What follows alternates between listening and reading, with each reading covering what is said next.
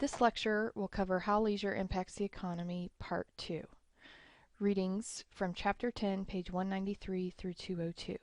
We will discuss how you balance leisure and work, specifically with economic consequences, economic development, capitalism, consumerism, and how leisure benefits and harms an economy. The first component is leisure as economic development. Remember, we've discussed an economy refers to the production and consumption of goods and services of a country or region. And you might want to ask yourself, we spend all this time working, developing our economies, and for what reason do we have this wealth? And you can see up in the right-hand corner, I just don't understand how the same people who speak sympathy for being totally broke one day can turn around and post pictures of extravagant vacations, which we've all seen. And we'll get into how economists kind of coined this theory of the leisure class. You can see people skiing or going to beautiful beaches, but what does this quality of leisure time mean for us? And the next component is, does leisure drive capitalism? There are some economists, which you can reference the page in your book on 198.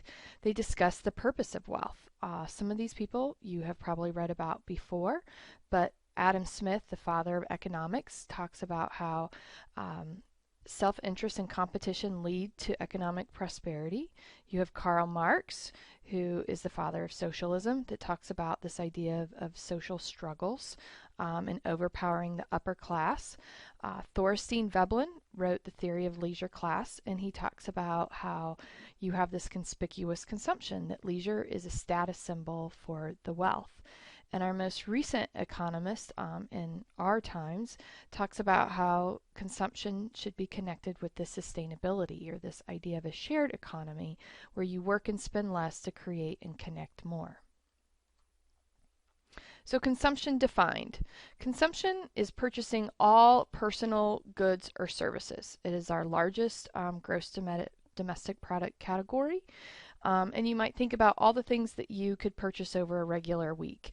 You might buy gas, you might go to the grocery store, you might go to restaurants. Some of these things are necessities like food and shelter. You pay for rent, but some of them are also more extravagant items. Maybe you go watch a movie, and in Boone that's very expensive. Maybe you take part in other leisure activities like go to our bowling alley. But you might want to ask yourself some very specific questions. Are you willing to pay more for a t-shirt if it has a corporate logo on it? And this goes to, do you buy something because it has the logo Patagonia or Under Armour on it? Why is it important for you to have that logo?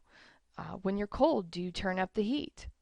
That's a sign of wealth. You have more money to pay the heating bill versus going and putting new clothes on or wrapping up in a blanket.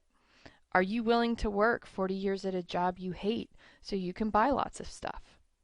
That is very different in generations. I notice that the younger generation, yours specifically, might say, you know what, I'm not willing to do that. I watch my parents do it or my grandparents do it, and I want to enjoy my job. When you're feeling blue, do you like to go shopping? Is shopping a form of leisure for you? And that is, in fact, a part of consumption. Do you just make the minimum payments on your credit cards? And most of the things I enjoy cost money. All questions to ask yourself. So what is consumerism? Well, everyone is part of it. Everyone's part of the economic system where you purchase things. But not everyone participates in consumerism. And consumerism can be driven by a lot of different things, psychologically, wanting to keep up with the Joneses, seeing this wealth, wanting to have more and more things that people have. And when you look at social media, especially something like Instagram or Snapchat, you're seeing a lot of these pictures of what people are buying. Does that make you want to buy more? And this idea that Linder had of the harried leisure class is this idea that we have to hurry more and more to go out and buy more stuff because it gives us an immediate gratification that we're doing something we really enjoy. Well, you have to keep out and going buying more and more. And they kind of refer to that as that materialistic frenzy. And you can see my pictures to the right. This kind of reinforces that. And so our idea to buy more and more gadgets, think about the iPhone. Every year they come out with a new updated model that everyone thinks that they have to go buy. Also, another component of this is the more things that we acquire and buy, the more maintenance of these things. I am due for an upgrade on my iPhone, but I don't want to go buy one because I'm going to have to deal with all that maintenance, transferring everything over, learning the new system. And you might also think about this last question. Have you always wanted a swimming pool in your backyard? Most of us would probably say, yes, I would have loved to have a swimming pool. And you have images of pool parties, having friends and family over.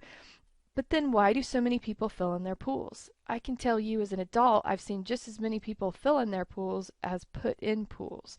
So you have to ask yourself, you have all this kind of wealth, if you will, to show, like a pool, but how much time does it take to maintain, clean, winterize, do all these things that maintain this consumerism? Another economist in more modern times is looking at the overspent American. And she asked us some of her points. The activities of the rich are now the expectations of the masses. And so, who determines our leisure culture? Do you go on Instagram and see pictures of exotic places and decide that you want to go there? What if your friend comes back and tells you that they went skiing in the Swiss Alps or went to the Galapagos Islands? You make this assumption that they are wealthy.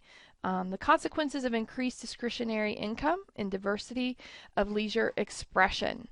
And so, this idea that we have more and more income, we can do lots of different things to express our leisure. Leisure experiences have increased in quality. There's an idea that the more economic production that you have in an economy, the more the middle class is raised, and then ideally the more leisure time that they have. And it is through this leisure that we compare our monetary worth. And finally, her point is spending money for leisure, goods, and experiences is the standard of belonging. And it's this idea that instead of spending all this time working, that we work a little less, spend less money, but that we really engage in this connectedness of communities and this shared economy where we do things together. So how does leisure benefit economy? Think about this.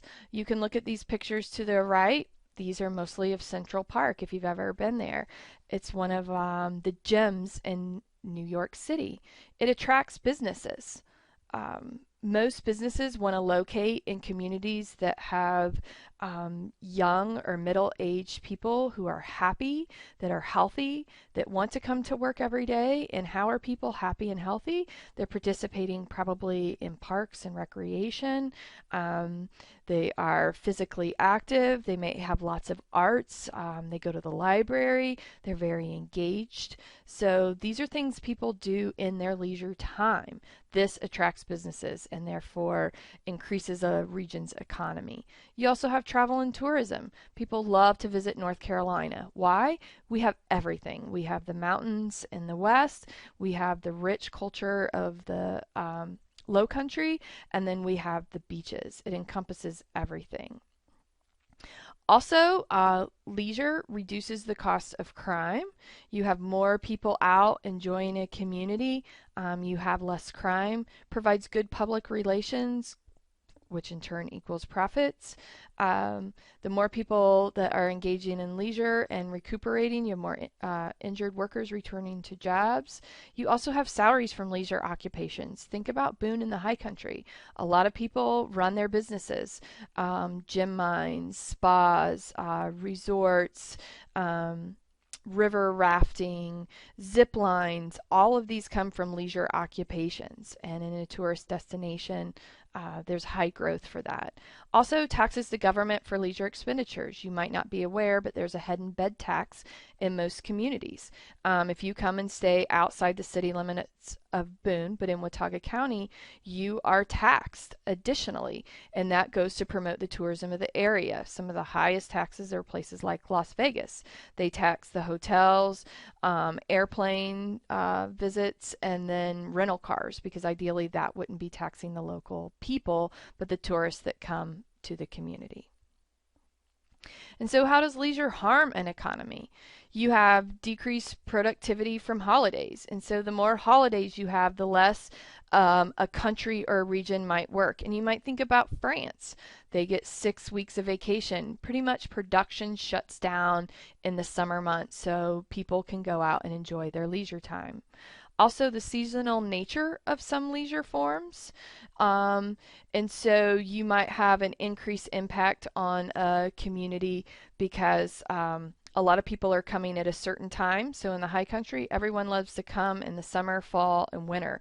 We don't have a lot going on in the spring, and so you can see our economy really drops. A high cost of solving leisure problems. Think about dogs. We love to have dogs for pets, but a lot of people don't treat their dogs the same way. So our economy pays millions of dollars to pick up dogs, put them in humane societies, rescue them, and then clean up their waste in communities at public parks. I know it sounds crazy, but cleaning up dog waste is a real problem. You also have a high cost of leisure injuries. You have people who go out and do all kinds of adventures who aren't used to it. We call them kind of weekend warriors, and they come back in economy and are unable to work. And then the last thing I want you to do is to go to visitnorthcarolina.com. I have a link in this As You Learn module for you to view it. And what you might not realize is some of our tax dollars goes to marketing North Carolina. Some of you are probably aware Sierra Nevada Brewing Company, where California meets Carolina. They're marketing that. If you look down below, we have our signature attractions, arts and entertainment, places you can go eat, lots of history and heritage. And you also might not connect that we have lots of movies that are filmed in North Carolina. And so really reading your chapter and understanding the connection between leisure, the economy, travel and tourism is really an important component of how people spend their time. Although we, kind of have this constant struggle with how we view leisure in America, whether it's good or bad, or if you're not doing anything, you're lazy, we all really value our vacation time. And I would also tell you that we define ourselves by what we're doing in our leisure time, our hobbies and our activities, where we choose to vacation. And so while as Americans we might not value leisure, we certainly value the money that is spent during leisure time, so much so that each state markets themselves, and then different regions like the High Country and Boone really attract tourism during the season. So watch the visit northcarolina.com and then finish the rest of the module.